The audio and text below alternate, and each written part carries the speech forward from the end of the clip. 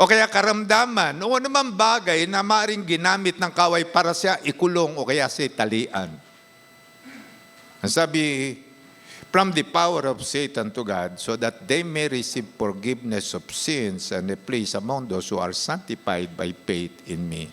Nakuha niyo na ba? Na bawat mananalig, bibigyan ng pwesto, ng lugar, doon sa mga pinagbanal. Kaya naman kumisan ay yung ibang mga believer hindi pa naliliwanagan yung kaunawaan tungkol sa sinasabi ng salita ng Diyos. Hindi niya maunawaan na siya pala merong pagkatawag ng Panginoon. Akala niya siya isa lamang pupunta sa church ng Sunday worship at sasama sa prayer meeting at yung magbabasa ng Bible. Parang doon lamang siya inilagay ng Panginoon. Hindi. You are having an appointment, a servant and a witness. At ang sabi, and a place among those who are sanctified by faith in me. Sa verse 19, tingnan niyo mabuti pagkakabanggit. So then, King Agrippa, I was not disobedient to the vision from heaven. Ang dami kong karanasan. Pinersecute ako, minaltrato ako, pinagwikaan ako ng kung ano-ano, nabilanggo ako, tinorture ako, nagkaroon ako ng aksidente doon sa laot at lulutang-lutang sa tubig for one day. At kung ano-ano pa yung aking karanasan na dinaanan ko sa aking ginagawang paglilingkod sa Panginoon. Ang dami kong pinagdaan ng hirap, mga pagtitis, mga sakripisyo. Kumisan nagugutom, walang makain. Kumisan giniginaw, walang maisuot na pangalis ng ginaw. Ang sabi niya, pero kanyang pinaninindigan, I was not disobedient to the vision of heaven. Isang example ni Pablo na po pwede rin natin nasundan at angkinin. Yung vision niya kay Jesus Christ. Ngayon, sino si Jesus Christ? Itatatag natin na si Jesus Christ ang vision keeper. Gusto kong kunin yung word na kay Jesus Christ yung buong vision ng Diyos, ng buong pagliligtas ng Panginoon, mula doon sa ating conversion, doon sa ating panahon na tayo pinalalago sa ating pananampalataya, hanggang doon sa rapture, hanggang sa pagpasok natin sa kingdom of God, ay si Jesus Christ ang nagtatago noon. Ang sabi ng Scripture, yung pangalan natin kasamang nakatago kay Kristo. Si Jesus Christ ang vision keeper. Nasa Kanya yung kabuuan ng vision ng Ama, salvation, at lahat ng kailangan natin mga tao na kay Kristo. Healing, comfort, strength, yung liwanag ng isip, ano man yung kailangan nyo. Kaya tingnan nyo binabanggit sa Philippians 4:19. Tingnan nyo mabuti, binabanggit doon sa Scripture. And my God will meet all your needs according to the riches of His glory. Kaya lamang, paano kakatagpuin ng Diyos ang lahat mong pangangailangan? Nasaan do yun? Nasaan do yung lahat ng ating pangangailangan sa buhay? Material, physical, mental, emotional, lahat ng ating kailangan spiritual. Nasaan do yung ating need na yun? At kakatagpuin do ito ng Panginoon. Nasaan do yun? In Christ Jesus. Ngayon, binanggit ko na si Jesus Christ ang kapunuan at siya yun dapat natin maging pangitay ng ating buhay. Makilala mo lamang si Jesucristo, mapalad ka na. Ilan dito nakakakilala sa Panginoon? Praise God. Alam niyo, sinabi ng Panginoon doon sa Matthew chapter 16, 17, nung ipahayag ni Peter na si Jesus Christ ang Kristo, naalaman niya ito at ang sabi ng Panginoon, hindi laman at dugo ang nagpahayag sa iyo nito. Ngayon doon binanggit doon sa Matthew 16, 17, ano yung binanggit ni Jesus Christ kay Peter? Mapalad ka na. Nakilala mo yung source ng lahat ng iyong kailangan sa buhay. Ilan yung naniniwala, lahat ng kailangan ng ating pamuhay, ang source ay si Jesus Christ. At lahat ng ating kailangan na kay Jesus Christ. Ilan yung naniniwala? Lahat. Ilan din yung naniniwala, we are in Christ. Praise God. Pwede ba natin palakpakan doon ng Panginoon?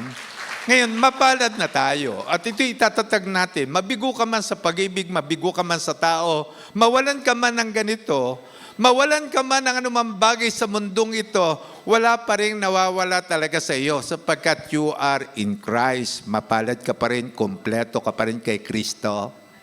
Pwede ba natin palakpakan doon ng Panginoon? Ngayon, kaya ko binabanggit si Jesus Christ ang vision keeper. At nagkataon na pagka nakilala mo ang Panginoong Hesukristo, ipapasa sa iyo ng Panginoon yung vision. At pagkaraan mong tanggapin ang vision, hinahangad din ng Panginoon na maging vision keeper ka pa rin. Pansinin niyo yung binanggit ni Pablo. Balikan ko yung Acts 6:26-19. Binanggit dito si Pablo kahit ano na nangyayari. Kanyang itinatag, kanyang itinago yung vision ng Panginoon sa kanyang puso. Ano man ang mangyari, hindi niya bibitawan si Jesucristo. Ilan yung magpapasya na kahit ano mangyari sa ating buhay, hindi natin bibitawan si Jesus Christ. Pwede ba natin palakpakan doon ng Panginoon? At tayo maitatatag na tayo isang vision keeper. Ilan dito nagnanais na itago sa kanyang puso, iingatan niya yung vision ng Panginoon dito. Ilan dito magpapasya? No? Paano kung gamitin ng kahaway? Yan, vision keeper. Biguin ko lang yan sa pag-ibig. Bibitawan na niya yung kanyang iniingatang vision. No? Lagyan ko lang yan ng ambisyon, mawawala yung vision.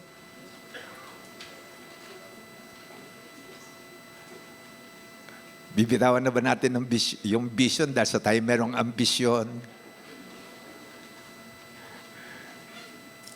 At ating itatatag yung Great Commission, amen. Sasabihin naman ng kaway, lagyan ko lang yan ng konsumisyon.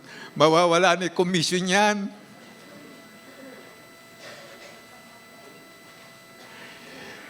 Magiging vision keeper tayo ng Panginoon, amen. Itatago natin si Jesus Christ. Yating itatatag ito sa ating buhay. Ngayon, binanggit ko ito na si Jesus Christ yung vision keeper at gusto kong tingnan lang natin yung ilang bagay na ginawa ni Jesus Christ bilang vision keeper. Ano? Daanan ko lamang ito sa maiksing kaparahanan para makita lang natin yung bang journey ng isang vision keeper. Sa Acts 10:38, tingnan lang natin na si Jesus Christ isinugo ng Diyos dito sa ating daigdig at binanggit dito. Dahil sa siya gagawin ng Diyos na vision keeper, ito yung ginawa, how God anointed Jesus of Nazareth with the Holy Spirit and power. Ano rin yung anointing? Holy Spirit. Naranasan na natin ito. And then tinanggap din ng bawat believer ang Holy Spirit. At yun ang anointing ng Panginoon sa atin. With the Holy Spirit and power. Kailangan mag-ooperate lamang itong anointing na ito through faith. Habang dinidevelop natin, pinatitibay natin yung ating pananampalataya, habang itinatatag natin yung ating faith, mag-ooperate itong anointing na ito. How God anointed Jesus of Nazareth with the Holy Spirit and power. And then, anong ginawa ron nung pagkaraan na merong anointing? How He went around doing good and healing all who were under the power of the devil because God was with Him. Pagkaraan mong maranasan ng anointing, hindi mo kayang maipaliwanag. Bakit gusto mong puntahan yung iyong kaibigan para magdala ng gospel? Bakit yung lagi mo naalala yung kapatid mo, kaya yung kaibigan mo, patuloy mo pinagpipray at ninanais mo madala ng gospel. Hindi natin kayang ipaliwanag. Pero yung anointing na ito, dinadala tayo saan? We will go around. Ang sabi, saan daw dadali ng anointing si Jesus Christ? He went around. Ano gagawin? Doing good. And healing all who were under the power of the devil. Ngayon, meron akong gustong tingnan lang natin na ilang detalya sa anointing na ito para ma-identify natin yung ating sarili. Una, para tayo maging vision keeper sa ating puso, ito yung naganap kay Jesus Christ. Sa Luke 3:21-23, daanan natin yung mga pamilyar na bagay. When all the people were being baptized by John the Baptist, Ang sabi, when all the people were being baptized, hinayaan ni Jesus Christ na makatapos magpabotismo mga tao, saka siya lumapit kay John. Hindi niya sinabing, ako yung Panginoon, ako una. No, hindi ganun si Jesus Christ. No, nakikita niyo ba yung attitude niya? Tingnan natin yung attitude natin kasi kapag sa pila, gustong-gusto natin yung bang mag-cut ng line at mauna. Pero kay Jesus Christ, hindi siya nag-cut ng line. Ang sabi, Jesus was baptized to, as He was praying, heaven was open. Si Jesus Christ ba nagpe-pray? As He was praying, nagpe-pray ba tayo? Ang itatatag natin sa ating pananampalataya, maging prayerful. Then verse 22, and the Holy Spirit descended on Him in bodily form like a dove, and the voice came from heaven, you are my Son, whom I love. With you I am well pleased. Meron akong ilang bagay na binanggit na tiningnan dito. Una, si Jesus Christ nagpabotismo. Bakit? Siya na malinis. Gusto niyang i-identify ang kanyang sarili sa karanasan ng isang taong makasalanan. Nais niyang i-identify yung kanyang sarili, madaman niya, may suit niya yung kalalagayan ng isang taong makasalanan, kaya siya nagpabaptize. Hindi niya iniwalay ang kanyang sarili roon. So ito yung unang bahagi. Paano ka maglilingkod sa tao? Kailan ka nag-identify sa kanila muna? Hindi mo itataas ang iyong sarili kasama kanila. So yung mga taong narariyan sa labas, alam natin yung nararamdaman nila. Alam natin sila nagugutom, alam natin sila kulang, alam natin sila may trauma, alam natin na meron siyang nararamdaman. Bakit? Nag-a-identify tayo, nag-e-empathize tayo sa kanyang kalalagayan. Jesus did. And then, siya nag-pray. At nabuksan ang langit. Tingnan ninyo, saka lamang idinagdag yung pagkakaloob ng Holy Spirit. Bakit? Sapagkat nakikita ni Jesus Christ yung ministry sa tao. Kapag ka nakikita mo ministry mo sa tao, magpe-pray ka ng anointing. Pagka nagkakaroon ka ng pangitain sa tao, magkakaroon ka ng desire, great desire sa anointing. Magpe-pray ka, mag-aayuno ka, magpe-pray ka sa anointing. Bakit mo gagawin ito? Sapagkat nakikita mo yung kailangan mo sa ministry. So dito kay Jesus Christ, una muna baptism sa tubig. Identify Himself with the sinner. And then the Holy Spirit came.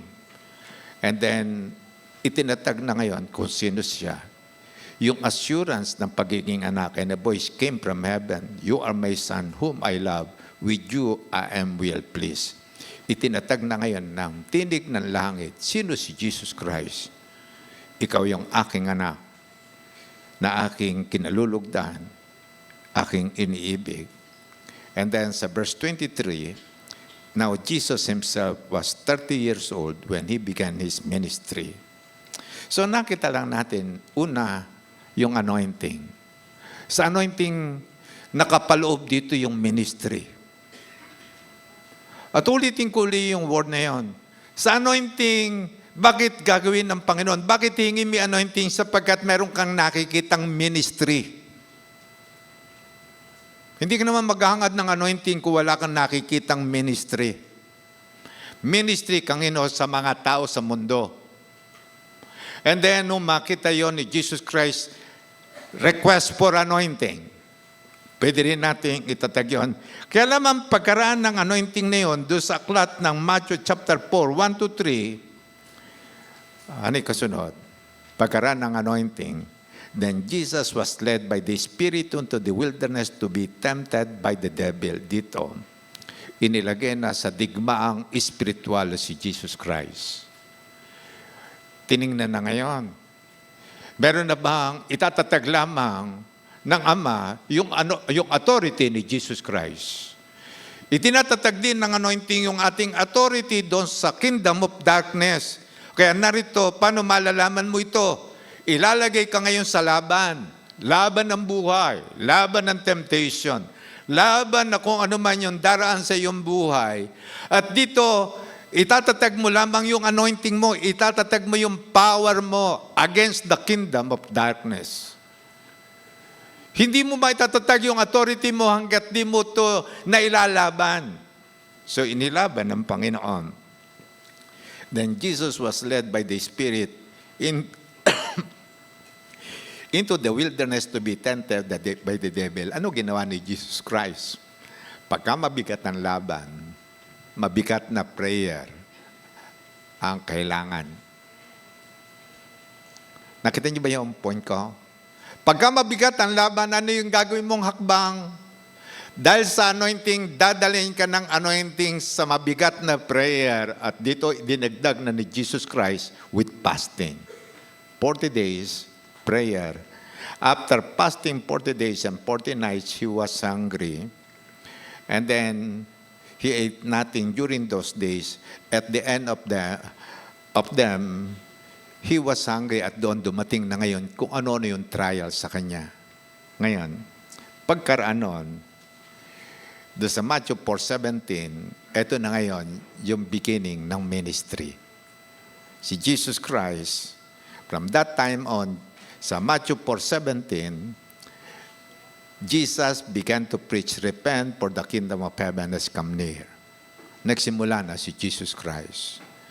Marahil naalala ninyo kung paano kayo nagsimula sa Panginoon. Naalala ko, pagkaraan kong tanggapin si Jesus Christ na Lord and Savior ng aking buhay, ang kauna-unang instruction sa akin at bilin na nag-share sa akin ng gospel, magpatotoo ka tungkol sa iyong naranasan kay Kristo. And after 3 minutes or 5 minutes, nagsimula na ako magpatotoo tungkol kay Jesus Christ. At ituloy-tuloy ng patuloy na nagpapatotoo. So dito makikita lang natin na yung bang itatag lang natin, sino ka ba ngayon? Anak ka ba ng Diyos? Meron ka bang maibibigay na patotoo ngayon? Kanino ka na ngayon panig? Sino na ngayon ang Panginoon mo? At doon itinatag ko, si Jesus Christ na ngayon ang Panginoon ko. And then, meron pa akong another group na kabarkada noon habang kami nakaupo sa ground ng school. Last year ko sa college that year. And then, nagpatotoo uli ako. Tinanggap ko na si Jesus Christ na Lord and Savior ng buhay ko. At hindi na ako tumigil doon sa pagpapatotoo. And then, pagkaraan noon, si Jesus Christ nagkaroon na ngayon, makikita nyo, meron siyang personal na evangelism. Personal na tawag. Doon sa aklat ng Matthew chapter 4, verses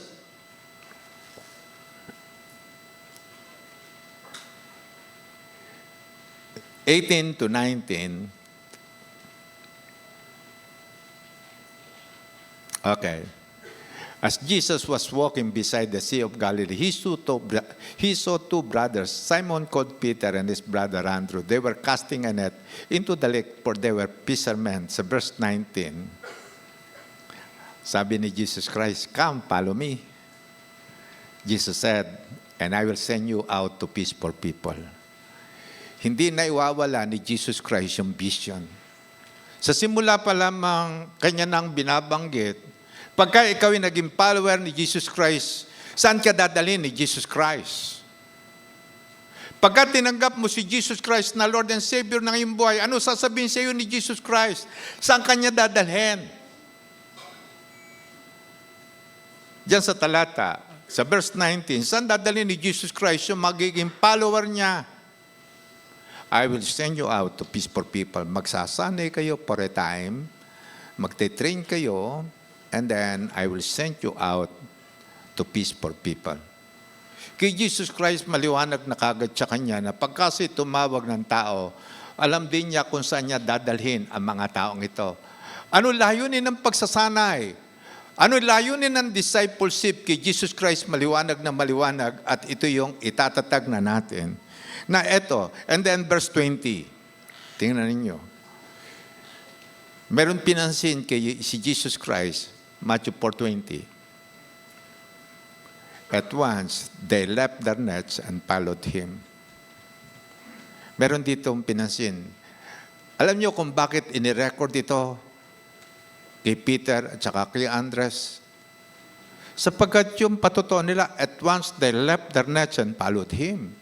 may posibilidad na meron din tinawagan si Jesus Christ. Na iba, follow me. Kaya lamang isa, nagbanggit, Panginoon, meron akong nabiling mga baka, sasanayin ko pa. Follow me, sabi naman niya to sa isa, sabi naman na isa, meron akong nabiling bukid, titingnan ko muna. So nakikita nyo ba na marami rin tinawag si Jesus Christ, meron dahilan, pero itong si Peter, si Andrew, meron silang binanggit na kadahilanan. Bakit sila naging follower? At once, they left their nets and followed him. Verse 21. Going on from there, he saw two other brothers, James, son of Zebedee, and his brother John.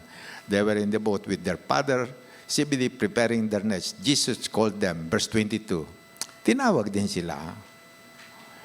And immediately they left the boats and their father and followed Jesus. Mabilis silang sumunod.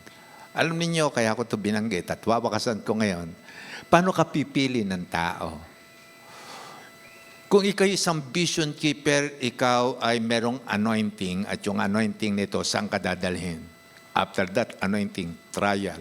Pagka pinagtagumpayan mo yung unang pagsubok na yon, magpapatuto ka, magsishare ka ng gospel, magsisimula ka magdala ng tao.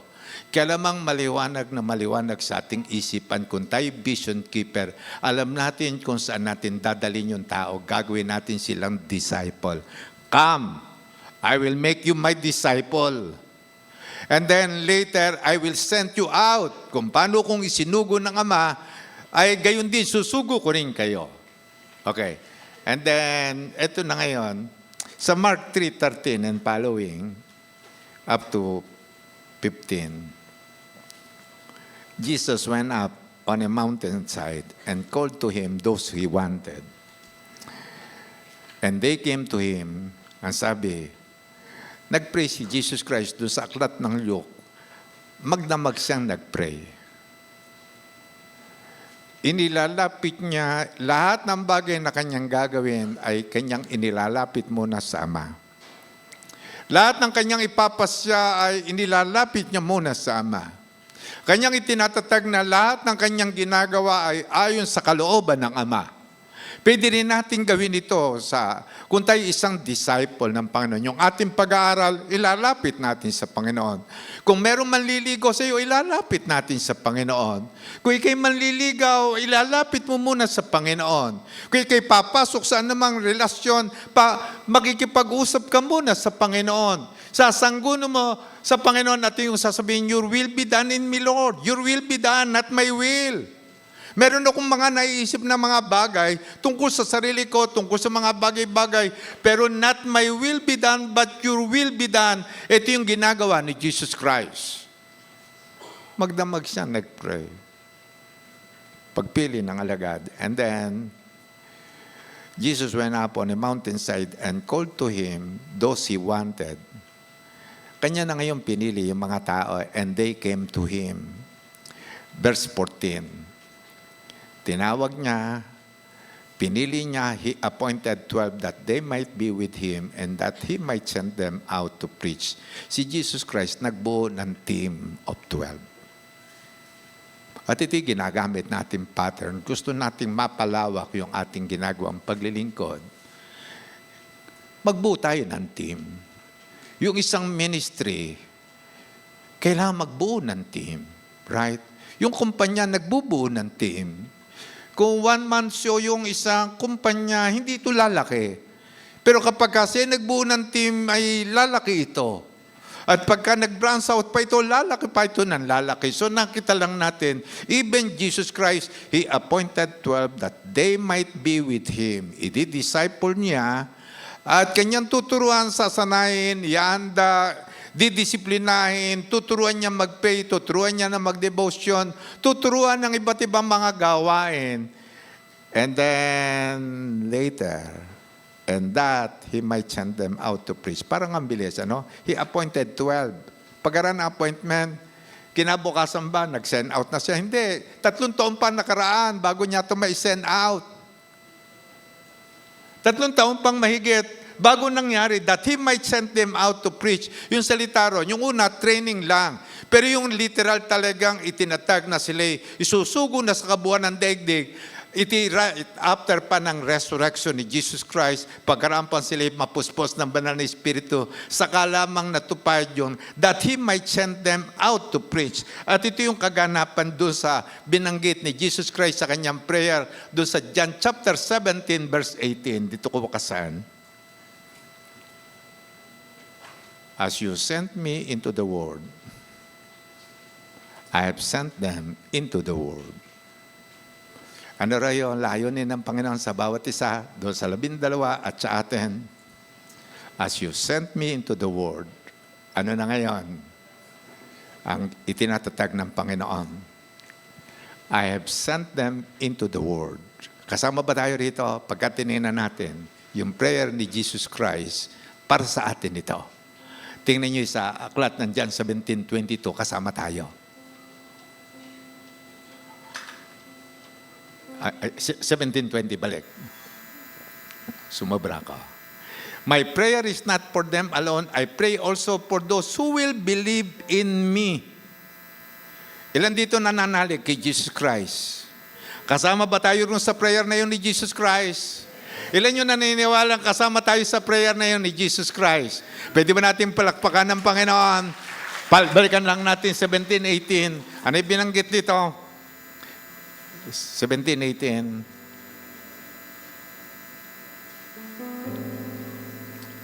As you sent me into the world. Ilan yung naniniwala? Ilan yung sasama ngayon? Do you believe? Sasama ba tayo rito sa grupong ito? Saan galing yung authority? Sino nagsabi? Si Jesus Christ. Tayo magyuko ng ating mga ulo. Lord God, amin po inilalapit ito, ang pangitain ito tungkol sa Panginoong Jesucristo. Pangitain ang buhay. Walang hanggang buhay. Buhay na lalagos hanggang doon sa eternity. Buhay na matagumpay. Buhay na yung bang tinutugon sa lahat ng pangangailangan. Ano ang bagay na kailangan namin, itatatag namin. At amin po inilalapit yung sinabi ninyo na kami tinawag ninyo, pinili ninyo. At kung paano itinatag ang early Christian, itinatatag nyo rin po kami. At tulad din ng prayer ni Jesus Christ, Ama, kung paano mo ko sinugo, isugo mo rin silang ganon. Amin pong tinatanggap yung pagkasugong ito ng Panginoon. At habang tayo na nga kayo ko, ilan niyang magtataas ng kamay at sasabihin, Lord, narito po ako. Send me. Lord, narito rin po ako. Send me into this world. Lord God, narito po kami, itinatatag namin. Pinili niyo kami, tinawag niyo po kami, gamitin niyo po kami. Gawin niyo po kaming anointed na sa pagkaraan ng camp na ito, gagawin niyo po kaming fruitful, gagawin niyo po kaming magmumultiply, gagamitin niyo po kami, Panginoon, upang mamahala ng iyong kingdom at sa gayon, maitatatag ang iyong pong layunin sa pagkapili sa amin. Sa iyo ang papurit pasasalamat sa pangalan ni Jesus. Amen. God bless.